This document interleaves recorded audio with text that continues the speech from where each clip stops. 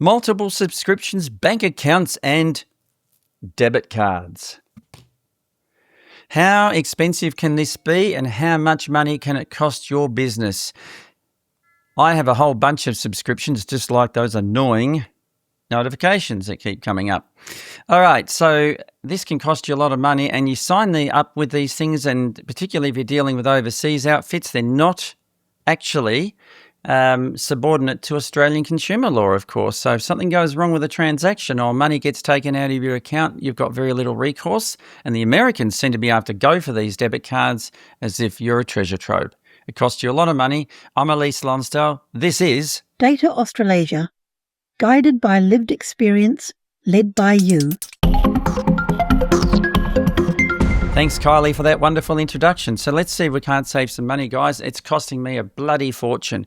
I had $580 taken out of my bank account only this month, my debit card, for my business because I thought I was able to get out of a transaction. And these guys tried numerous times to get at my money. The bank balance wasn't high enough. And I had this premonition that I should pay some bills because the bank balance did go high enough to cover the cost. It was actually 300 and something or other dollars American, but of course this outfit was not quoting in Australian dollars.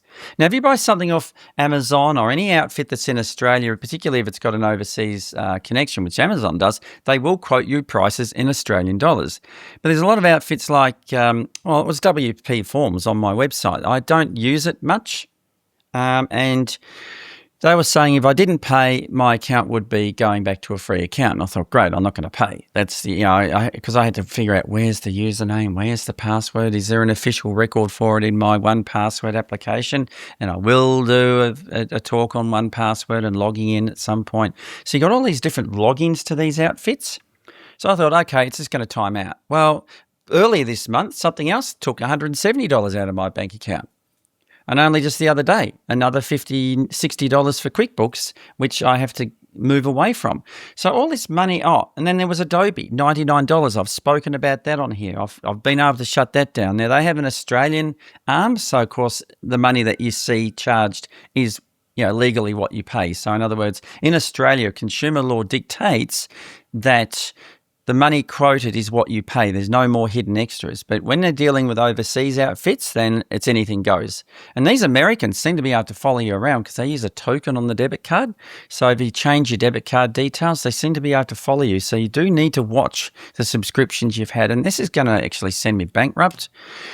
Same thing with your Netflix and your other things, like maybe you've got Google Google Drive, maybe you've got a Microsoft subscription.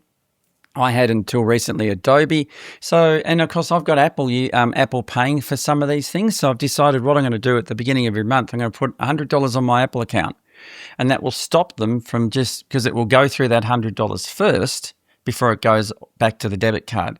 Because I'm sick of waking up every morning and saying, credit card, either debit card payment to such and such or a debit card failure. And I've had a lot of those. And it's not a nice feeling to know that a payment's been declined, because these days everything's becoming more expensive. I've got to pay for transport. I've got to pay for other things. And some things, when you run a business such as mine, access technology and content creation, you do need the subscriptions. Like I've just taken out a subscription for the Apple Creator Studio. But that's okay because it's either $20 a month or $200 a year. $200 a year will save me $40 a year, of course, so why not?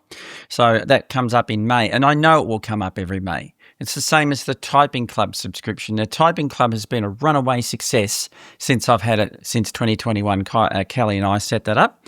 That is worth paying for. So I don't mind paying for subscriptions that come around maybe once a year. I can put them in the diary, or things that I use, even if they are monthly. But things that I forget about, like that Turbo Scribe, for example, $170. Gone out of your bank account. Where the heck did that come from? Oh, yeah, I had this subscription. Kylie and I signed up for it 12 months ago and I forgot it. So minimize the amount of subscriptions you take out, because particularly overseas entities will just go for these debit cards as if they're a treasure trove and it's you paying for it. They don't mind taking the money for something you're not using. Adobe, of course, had its accessibility problems, which is another reason. And I only heard this morning on a very popular national radio program that a well-respected outfit that does content creation have turned to Canva and have moved away from the Adobe subscriptions. And they don't have any accessibility issues, but they run a business and they would have cost issues, of course. And Canva's becoming very popular, reasonably priced, and you can do a lot with it when it comes to content creation, publishing for slides, productions. I've made a very nice flyer on it, and that was only when I was a novice at using Canva. So, yep, that's a pretty good thing to subscribe to. These days, people are subscribing to LinkedIn. It's $50 a month, unless you get a special, just to keep their professional networks going. So businesses do cost money. You do have to spend money to make money, but try and avoid the unnecessary stuff, because these debit cards are just a goldmine, particularly to overseas outfits. I'm Elise Lonsdale. This has been another Data Australasia video, and I look forward to seeing you in the next one. For fast, efficient access technology training and support, call Elise Lonsdale from Australia 0448 966 533. That's 0448 966 533. Or from New Zealand on 027 315 2858. That's 027 315 2858. Data Australasia. Guided by lived experience, led by you.